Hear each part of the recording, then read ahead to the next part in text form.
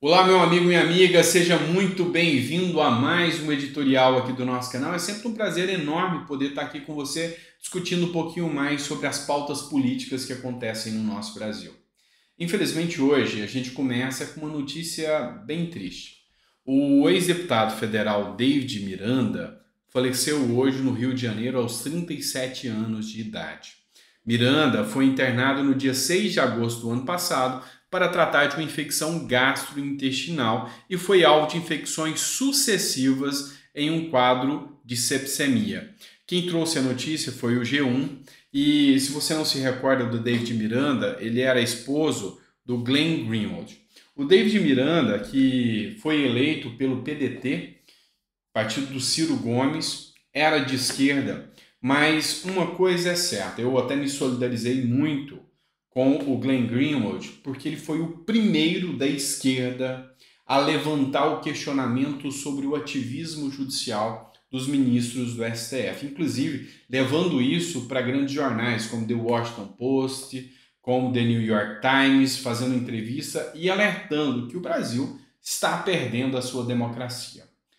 O David Miranda foi muito atacado, o Glenn Greenwald foi muito atacado por causa dessa coerência. Porque uma coisa é você ser de esquerda, mas você tem que ser fiel às suas crenças. E Glenn Greenwald foi o responsável pela Vaza Jato, né, aquele vazamento de informações em relação ao Sérgio Moro, porque ele alegava um ativismo judicial do Sérgio Moro.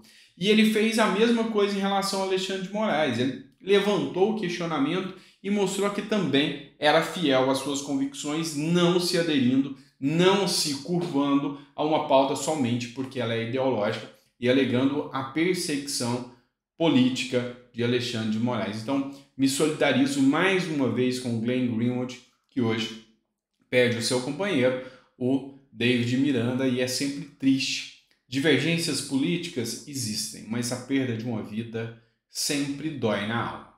Bora lá que eu tenho mais matéria para vocês aqui.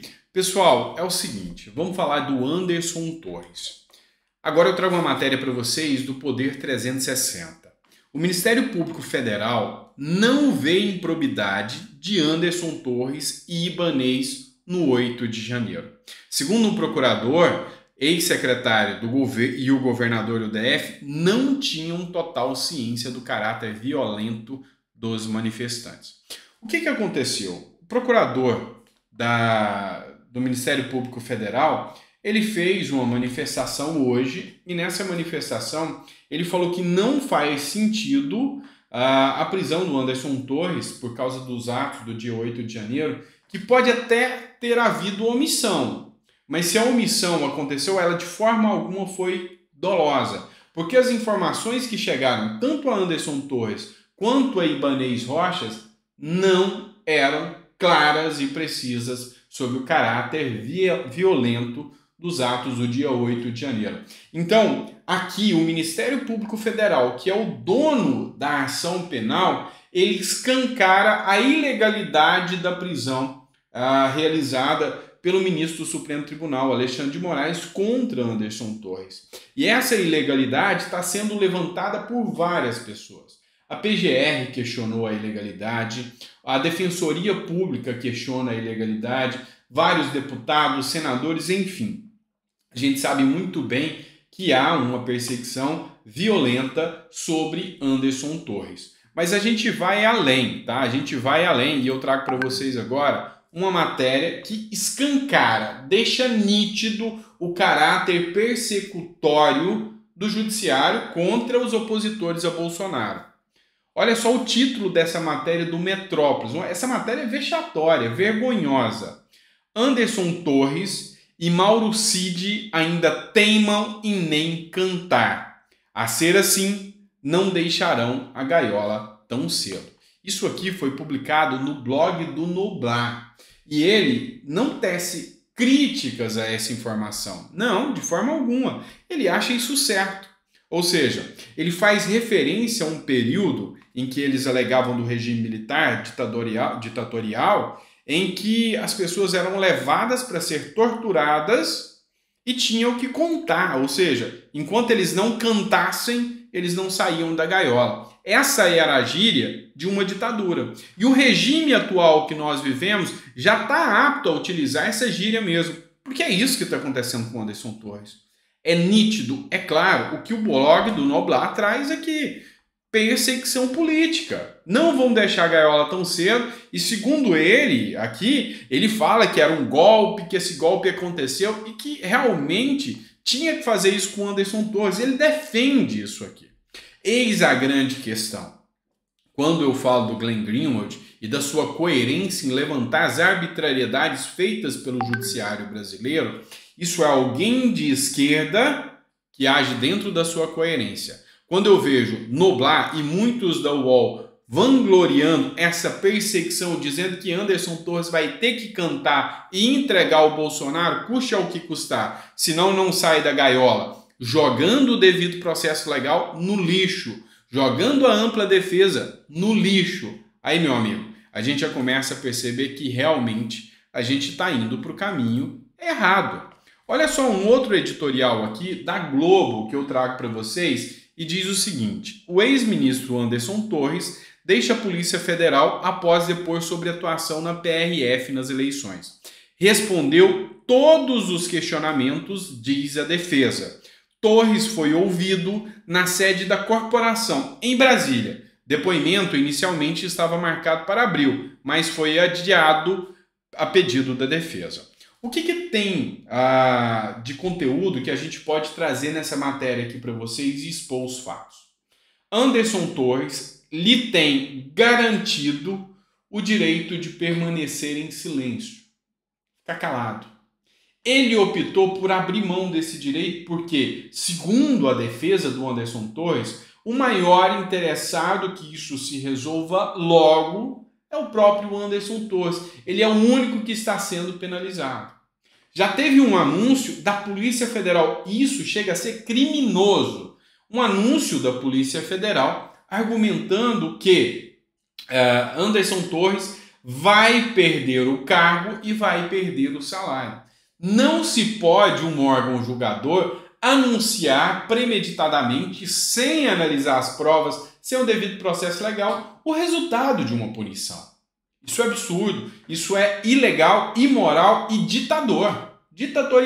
Fere as regras básicas do princípio do devido processo legal, que se aplica ao âmbito administrativo e judicial, tanto no administrativo também da Polícia Federal. Então, sim, esse anúncio feito por vários jornais de que Anderson Torres vai perder o cargo porque a própria Polícia Federal anunciou é criminoso, não deixa de ser. Mas a grande questão é essa. Eu tenho aqui uma pessoa que está cooperando com a justiça em todas as questões, teve um mandato de prisão enquanto ele estava nos Estados Unidos, durante um período que teve crises de voos que nem dava para vir. Ele veio, se apresentou, não quis se eximir da responsabilidade em momento algum, entregou toda a documentação que foi solicitada, está cooperando, prestou os depoimentos que foram solicitados, tem profissão, tem endereço próprio, tem endereço fixo. Não faz sentido esse homem continuar preso, a não ser dentro da ideologia do Noblar. Enquanto ele não cantar, ou seja, culpado ou não, ele vai ter que confessar. Enquanto isso, tortura, perseguição e ir atrás dele até o final. É isso que está acontecendo. E isso é muito, muito grave. Por fim, mas não menos importante, a gente vai trazer mais um editorial para vocês agora sobre a PL das fake news. Olha só esse editorial que foi publicado no O Globo. A Câmara fatia a PL das fake news e vai votar remuneração de conteúdo jornalístico e pagamento de direitos autorais nas plataformas digitais. Itens foram retirados do projeto que pune desinformação. A expectativa é que requerimento de urgência passe para uma análise em plenário, seja analisado hoje ainda na terça-feira. O que é isso na prática? A gente vê que os artistas da Globo, que as grandes emissoras, elas estão querendo a todo custo minar recursos da Google, do Facebook e das demais plataformas. Então o que você tem que entender? Que para muito além, preste atenção, para muito além da retirada da sua liberdade de expressão. E eu te pergunto uma coisa, você, meu caro esquerdista que está me assistindo, você confia nos políticos brasileiros? Você acha que eles têm capacidade para te dizer o que você pode ou não dizer nas redes sociais? Você acha que esses mesmos políticos brasileiros têm competência e capacidade para regulamentar a liberdade de expressão? Se você acha, meu amigo, me desculpe, mas você tem neurônios a menos. Não tem como colocar sua confiança nos políticos que aí estão. Então, o que eu quero dizer para você? Eles estão fazendo o quê? Um fatiamento para fazer com que agora as Big Techs sejam obrigadas a munir de grana, bancar a Globo e as demais emissoras que ficam passando a mão no governo. É o alá China que nós estamos vivendo no Brasil neste momento, tá certo? Obrigado por ter ficado até o final do vídeo, é sempre um prazer estar aqui com você. Coloca no comentário se você gostou do conteúdo que a gente trouxe hoje para você, se está agradando, tá bom? Obrigado, um abraço e fica com Deus.